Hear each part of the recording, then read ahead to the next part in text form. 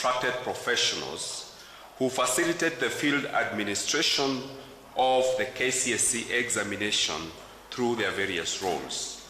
This included Ministry of Education and TSC officers, security officers, center managers, supervisors, invigilators, and drivers. The Council also engaged 30,980 examiners for the marking of the KCSE between 17th November and 18th December in 40 marking centers. We want to appreciate all the examiners. Please applaud them. They did an excellent job. NEC also wishes to recognize the support accorded by other ministries, departments, and agencies within government throughout the process, which culminated in the successful conduct of the examination.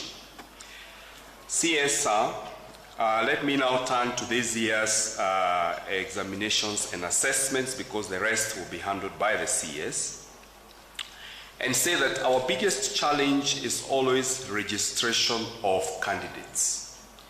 And I wish to take this opportunity to invite every parent who has a child entering grade 6, grade 9, and Form 4 this year.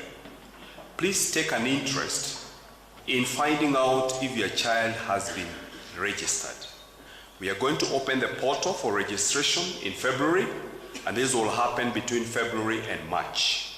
CS, sometimes we get parents calling us a month to the exam saying, I've just discovered my child was not registered. That makes our life very difficult. So please, we want to appeal to all parents. Please make sure that you check with the institutions. If you have a child in grade 6, grade 9, and Form 4 this year, ensure your child has been registered. The next issue is that we will make an SMS platform available in the month of April so that every parent can confirm if their child has been registered. So by April, when the children come for their holidays, take an interest and ensure that your child has been registered. For senior school, CS, allow me to point out that NEC has made arrangements so that we have a platform, a portal, so that all teachers who are teaching in senior school can be able to take their time to develop their capacities around competency-based assessments. Please, all teachers teaching in senior school, we want to invite you to visit the NEC portal. The course is free, you don't pay anything, and it will help you a lot as you navigate the process of implementing the senior school curriculum. With that, CS, because I know that our candidates are very anxious and they are waiting to get their results, I will not say much, but I'll now invite the CEO, Teacher Service Commission, to come and make her remarks, and thereafter I will invite the Chair of the Council to also make his remarks. Thank you.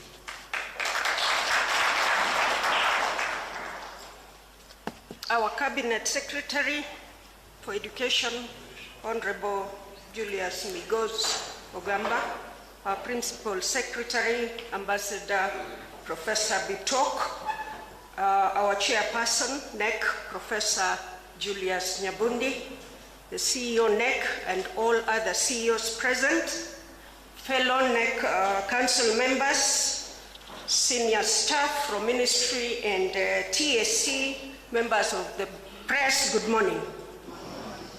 Allow me at the onset to express the Teacher Service Commission deep appreciation to our teachers across the country. They are the men and the women who prepared the candidates, supervised and invigilated the examinations, and participated in the marking process. We do applaud your professionalism, your resilience, and the commitment that ensured that this national exercise was conducted with credibility, integrity, and fairness.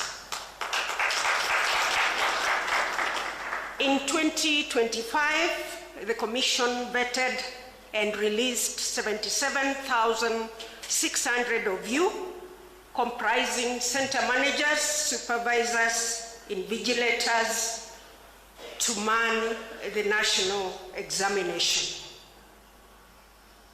I also want to take this opportunity to appreciate the multi-agency team that endured early mornings and long hours. You really put in a lot of long hours to support examination administration. You were very vigilant, you monitored, you supervised, and that is the reason why we are here today to confidently celebrate the seamless and successful completion of this exercise. We would not have done what we did without the leadership and direction of our CS, who is the lead in our sector, the Cabinet Secretary, Professor Bitok, the NEC Council. They provided the necessary stewardship and coordination of the multi-agency efforts. Ladies and gentlemen, today marks a milestone on the academic journey of the 2025 candidates countrywide. I congratulate each one of them for their discipline, for their perseverance and determination that brought them to this moment. As you receive your results, candidates, I encourage you to see the outcomes not as an end, but as a foundation upon which you build the next phase of your lives. Remain focused, stay curious, and continue to pursue excellence. On grade 10 transition, allow me to say this. We want to assure parents that all teachers are prepared to receive the grade 10 CBE candidates who will join senior school from Monday. Our teachers are adequately equipped with the competencies, with the skills, and the confidence required to meet the diverse learning needs of our CBE students. I appeal to our heads of institutions at senior school to broaden the curriculum. Of course, facilities allowing, we know some of you do not have the necessary facilities to ensure that learners joining senior school have the necessary facilitation to explore their potential in all areas of the curriculum. The Commission is determined to address the existing teacher shortages in the new learning areas. With those very few remarks, I want to urge all of us to remain steadfast in our resolve to provide every learner in Kenya with quality, relevant, and inclusive education. I want to wish all of you a prosperous 2026. Thank you very much.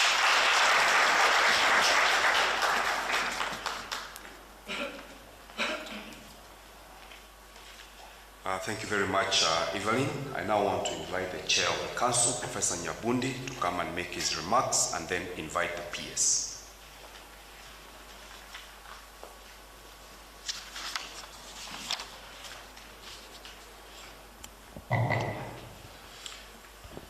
Good morning, all of you. I wish to recognize our CS, Honorable Julius Mungus Ogamba, our PS, Ambassador Professor Julius Bitok. My name is Professor Julius Nyabundi, See those Julius.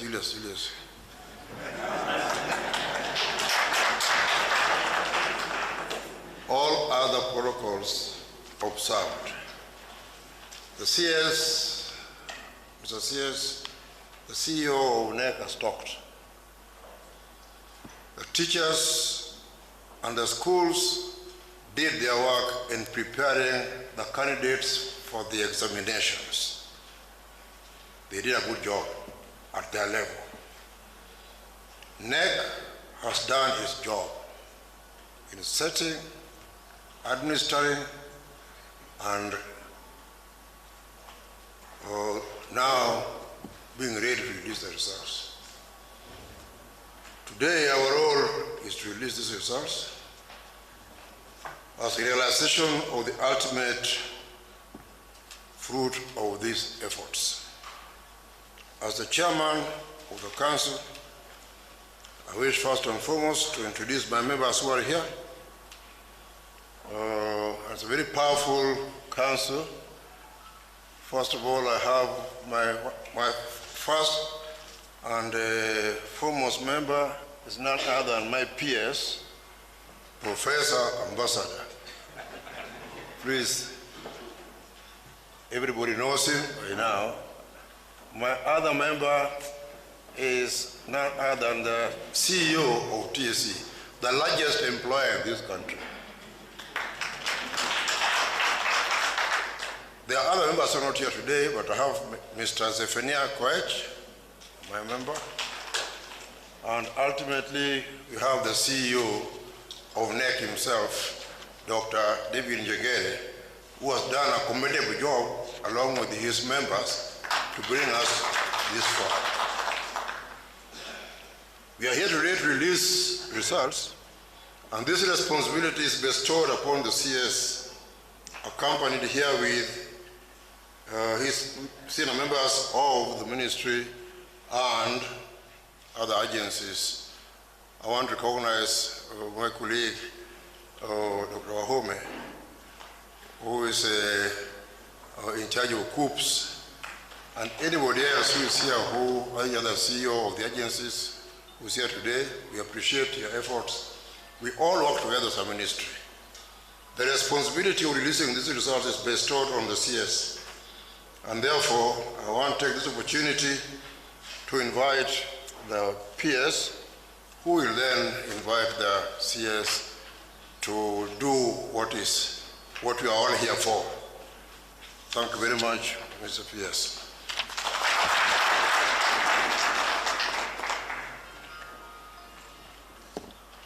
Thank you very much, Chairman. Our Minister, Waziri Julius Migos, our Chair of NEC Council, Professor Julius Nyabundi, our CEO, NEC and CEO TSE, all protocols observed. Good morning. Allow me at the beginning, Waziri, to thank you for your excellent leadership in this sector. We have seen a lot of coordination, a lot of positives in terms of how you have been able to manage and coordinate the sector. I don't know what the chair of NEC was saying. It is because of the Juliuses that follow each other that the sector is really. You know, I say this because I got a call from one of the stakeholders who is in here a few days ago and said, for the first time in many years, he told me he's 25 years old in the profession, he has never seen capitation released before schools open. It's a record thing. So, you know, I'm new in the sector, but I'm home. So I'm delighted really this morning to be part of this important process of releasing results for 993,226 graduating class of 2025. The results are good, and I want to take this opportunity to congratulate the class of 2025 KCSE. Waziri, the state of competency-based education is strong. We are doing everything under your leadership to ensure that we put competency-based education on track. We know we are in the third last cohort of KCSE, but the future is really bright in matters of education in this country. We have been able to place 1.1 million learners transiting from junior school to senior school. We have given them an opportunity for the first time also to do their vast revision. For those who didn't like their pathways, we give them an opportunity. They have revised the first time, and we have given them also a second chance. If they didn't like again the first revision, we have given them a chance that is closing today. So these are record things. The system is very transparent. We are using a very open and digital and transparent process to be able to ensure that every learner in this country gets an opportunity to go to any school of their choice, depending on their capacity of these schools. Waziri, allow me also at this juncture to thank all the teams. These examinations of 2025 has been approached as a whole government approach. We have our teams from Ministry of Education, our field officers, we have our Ministry of Interior, including GAO, including the DCI, including the entire security apparatus of this country. We have our Ministry of ICT, including Communication Authority, and other stakeholders who have worked with us, which I want to thank very sincerely for the work they have done. As I wind up, Waziri, allow me at this point to assure all our stakeholders who participated in 2025 exam that we are working very closely with Treasury and their dues will be paid as soon as possible. We are working on that. Allow me also, Waziri, to say that the placements and the transition that we are doing, we are having a new system called Kenya Education Management Information System, which is helping us in the transition, and we are moving everybody. Soon and very soon, all the entire education ecosystem will be under one digital platform, so that whatever thing you need to know in education, just at the click of the button, you can know the status of the results of your student, and you can know everything going on in the education sector. With those few remarks, Waziri, allow me also to emphasize that competence-based education is the education system that is going to transform this country from third world to first world. And it is real, and it's coming very, very soon. Let us now rise up, ladies and gentlemen, to invite our chief guest, who is the Minister for Education, Honorable Julius Because. Can we put our hands together to warmly welcome our Minister? Karibu sana Waziri. Thank you, PS. Please be seated.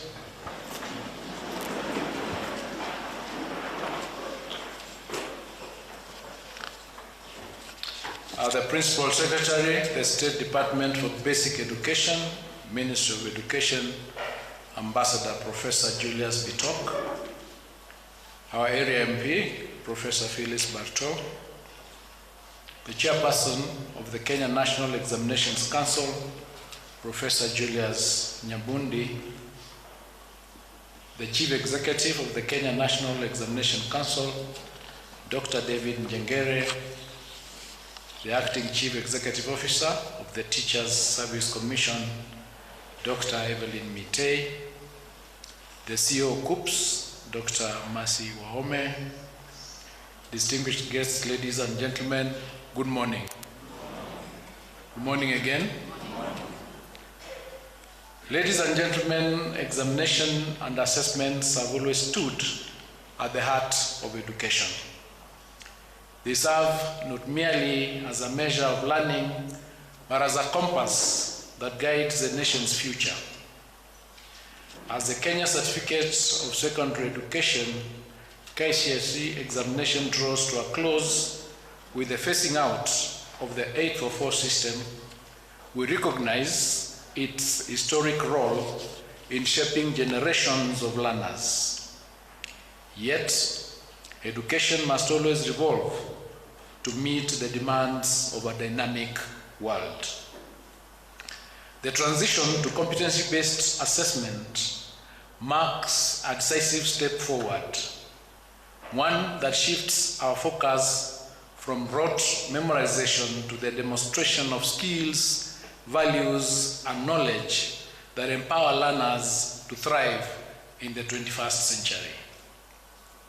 It is in this spirit of transition that we gather today to mark the release of the results of the third to last cohort to undertake the KCSE examination, even as we celebrate the progression of the very first cohort under the competency-based education into senior school this coming Monday.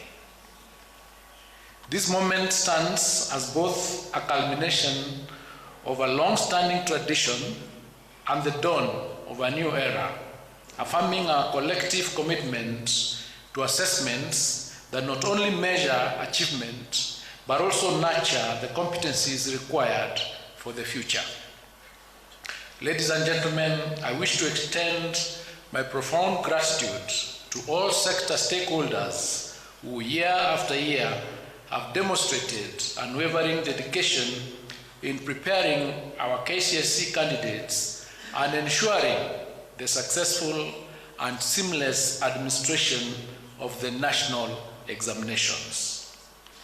Their commitment has safeguarded the credibility of our examination system and upheld the high standards that define our education system. Let me take this opportunity to acknowledge the concerted efforts of colleagues across the Ministries of Education, the Ministry of Interior and National Administration, and Information, Communication and the Digital Economy, as well as the Teacher Service Commission during the administration of the 2025 KCSE examination series. In the same vein, may I commend all the center managers, supervisors, and invigilators for the integrity and diligence that have made this examination cycle a success. Today, as we release results for 993,226 candidates, I wish to register my sincere appreciation to His Excellency the President, Dr. William Samoei Ruto, for his trust and steadfast support in enabling our team to implement critical reforms in the education sector. These reforms are geared towards transforming the delivery of learning and teaching in order to nurture and build every learner's potential and to equip them with the skills and competencies necessary for life in the 21st century. Ladies and gentlemen, as we gather here today, the government has employed a record 100,000 teachers since 2023, with 24,000 of these teachers recruited this year. A record total of over 25,000 teachers have also been promoted. To better prepare our teachers for the rollout of the competency-based education, our teachers have been retooled and reoriented to the new system. The primary objective is to strengthen teaching and learning in our schools and consequently to improve our education outcomes. In order to enhance access, we are expanding infrastructure across our basic education institutions. In the financial year 2024-2025, we built a record 23,000 classrooms across the country to support the transition of the first grade 9 cohort. This year, we will construct a total of 1,600 laboratories in various senior schools in order to support practical learning. To anchor these reforms on a solid legal and policy foundation, we will soon be presenting a sessional paper and 11 bills to Parliament for consideration and enactment. Once passed, this will help entrench efficiency and effectiveness in our education system and affirm its competitiveness globally. We also continue to support our learners with capitation in fulfillment of the government's obligation to provide free and compulsory basic education. For this school year, for instance, we released the sum of 44.2 billion shillings as capitation for learners in all public basic education institutions ahead of school opening. This is the first time that capitation has been disbursed before schools open. Heads of institutions are expected to ensure prudent use of these public resources for the benefit of learners and to desist from imposing any extra levies or fees upon parents. The candidates whose results we released today are now expected to transit to tertiary institutions, either in universities or TVET institutions. At the tertiary level, we are implementing the student-centered funding model by which the government supports students and trainees by way of scholarships and loans depending on the level of need of each learner. To enhance access and affordability, fees for academic programs in our public universities have also been rationalized by between 15% and 40%, so that the fees for university education programs range from 5,800 to 75,000 per semester, depending on the program of study. I call upon all eligible candidates, therefore, to apply for placement programs of their choice once the process starts. I now wish to provide an overview of the performance of the 2025 KCSE examinations cohort. Ladies and gentlemen, during the 2025 KCSE examinations, 993,226 candidates sat the examination compared to 962,512 candidates in the year 2024. This represents an increase by 30,714 candidates, which is an increase of 3.19%. Of the 993,226 candidates who sat the 2025 KCSE examinations, 492,012 were male, while 501,214 were female, representing 49.54% and 50.46% of the total candidature, respectively. This is the second year in a row since inception of the KCSE examinations that female candidates are more than male candidates. However, 10 counties had a significant entry of more male than female candidates. These were Garissa, which had 66.24% to 33.76%. Mandera had 65.09% to 34.91%. Wajir had 60.10% to 39.90%. Turkana had 57.67% to 42.33%. Narok had 53.10% to 46.90%. Samburu had 52.43% to 47.57%. Mombasa had 52.08% to 47.92%. Homa Bay had 52% to 48%. Nyamira had 51.9% to 48.03%, and West Pokot had 51% to 48.16%. 14 counties had a significant entry of more female than male candidates. These were Vihiga, which had 55.905% to to 44.10%. Elgeyo Marakwet had 55.06% to 44.94%. Kisumu had 53.87% to 46.15%.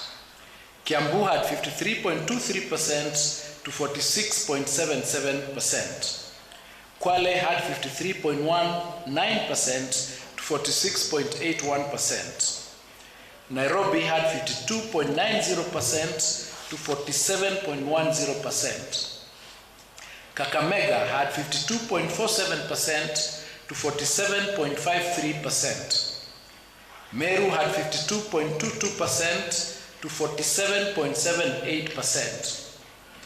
Isiolo had 52.21% to 47.79%.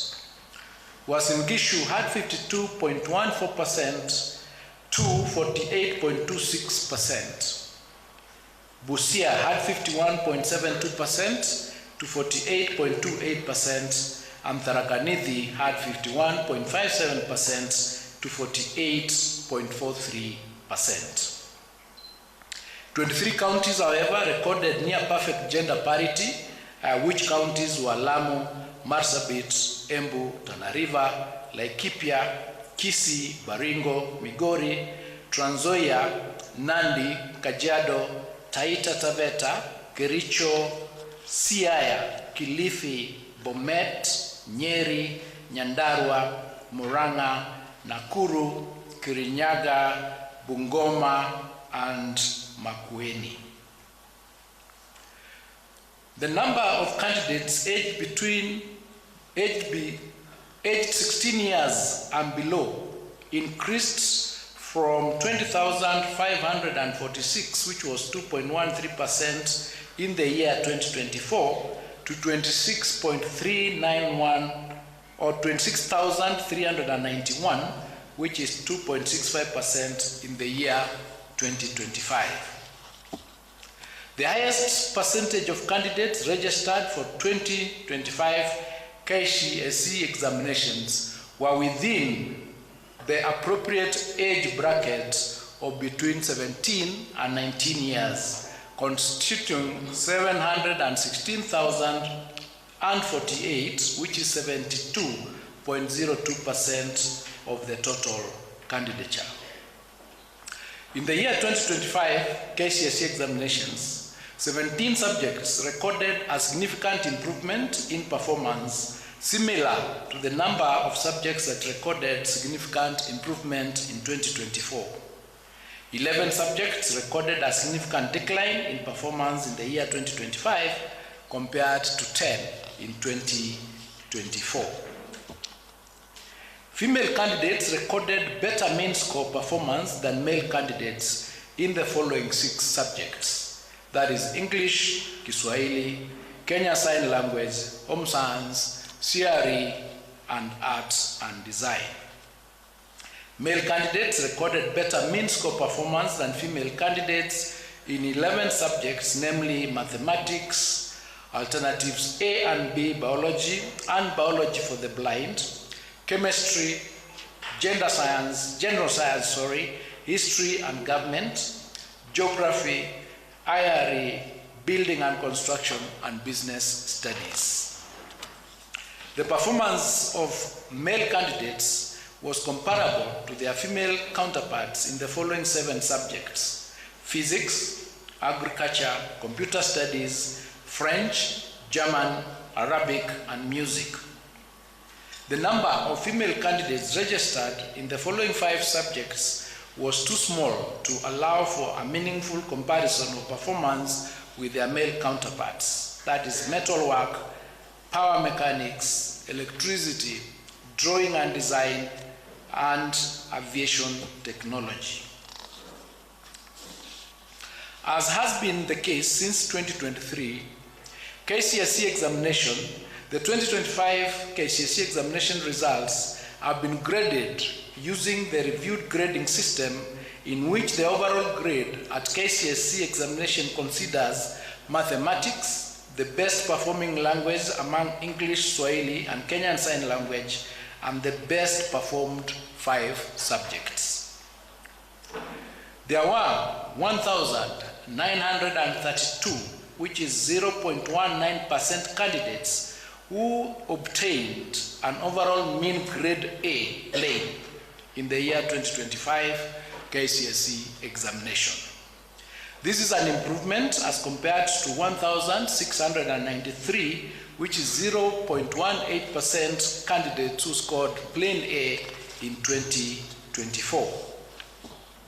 The number of candidates with direct university entry qualifications of mean grade C plus and above was 270,715, which is 27.18% in the year 2025 KCSE examination.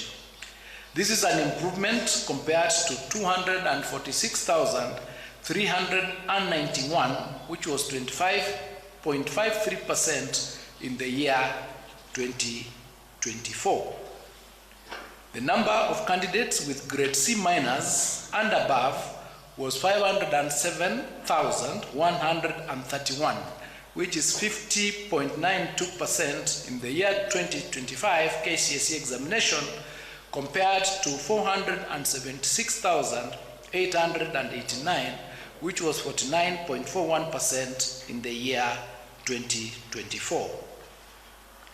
The number of candidates attaining a pass grade, which is grade D plus and above, was 634,082, which is 63.67% in the year 2025, compared to 605,774, which is 62.76% in the year 2024.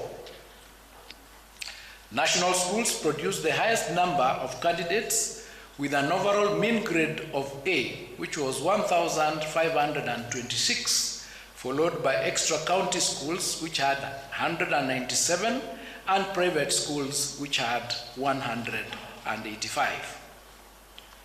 Sub-county schools, however, produced more candidates in the category of C plus and above compared to county schools, accounting for 72,699 and 36,600 respectively. I wish to reiterate that our stand on the integrity of examinations. In November last year, we indicated that there were reported cases under investigation and that action would be taken upon conclusion of the investigations. At the conclusion of the KCSE examination, 1,180 candidates were found to have been involved in examination irregularities. Consequently, and in line with the applicable law and regulations, their examination results have been cancelled. Individual candidates' examination results will be accessed online through a link on the NEC website or directly through the following link: results.nec.ac.ke, and candidates will be required to enter their index number and one of their names as per the registration data for the 2025 KCSE examination. The results will be live and accessible immediately after the end of this function. It is now my humble duty and privilege to declare the 2025 KCSE examination results officially released.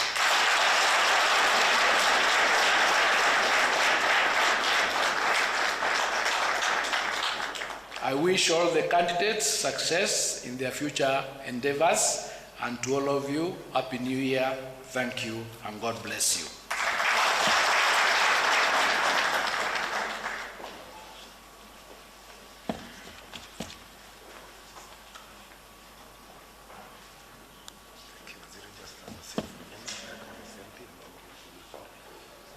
Thank you very much. Let's put our hands together again for Waziri. Thank you very much, Waziri. Now, as we prepare for the transition to the official handover of the results, allow me to recognize our area member of parliament, Honorable Phyllis Barto, who is also the committee member of the National Assembly oversighting education. Professor Berto, welcome. Maybe you can come and say hi to your people. You can just come and say hi. Yeah, for 1 or 2 minutes, and then Waziri now will finalize the remaining part of the program. Karibu, Professor. Thank you, PS.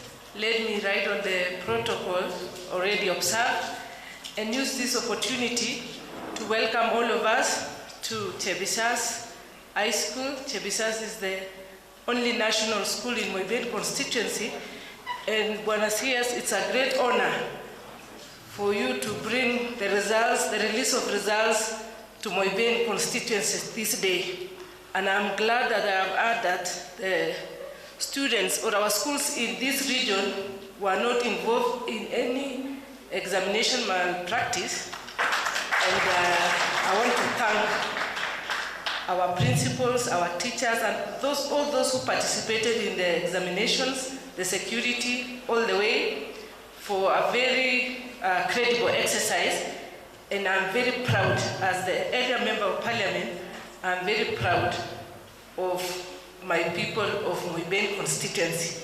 I want to take this opportunity also to congratulate all the students in Kenya whose results are being released today, and I want to encourage them that there is no result which is not good. All results are good, and they prepare us for different pathways, so we celebrate ourselves. Even completing high school is an achievement on its own. So I want to congratulate all our students as they prepare their careers henceforth, those who will go to universities, those who will go to TVETs, and those who will pursue different careers in their lives. This is just the beginning, and all will be well. I want to also congratulate my candidates from Moibeni constituency, and I know the choice of Moibeni constituency to release the results is an indication that the results from our constituency are improved. That's an indication that we improved. So I want to thank everybody, and karibuni sana. Asanteni. Thank you very much. Let's put our hands together for area member of parliament and member of committee of education for national. Thank you very much, Mheshimiwa. Pass our regards to the entire committee. As the CS has said, we really appreciate the support we received from the Committee of Education in the National Assembly. Asante sana. It's now my humble duty again to invite Waziri to do now the ceremony. Let us wait a little bit. It's not going to be a long ceremony of presentation of these results. Karibu Waziri.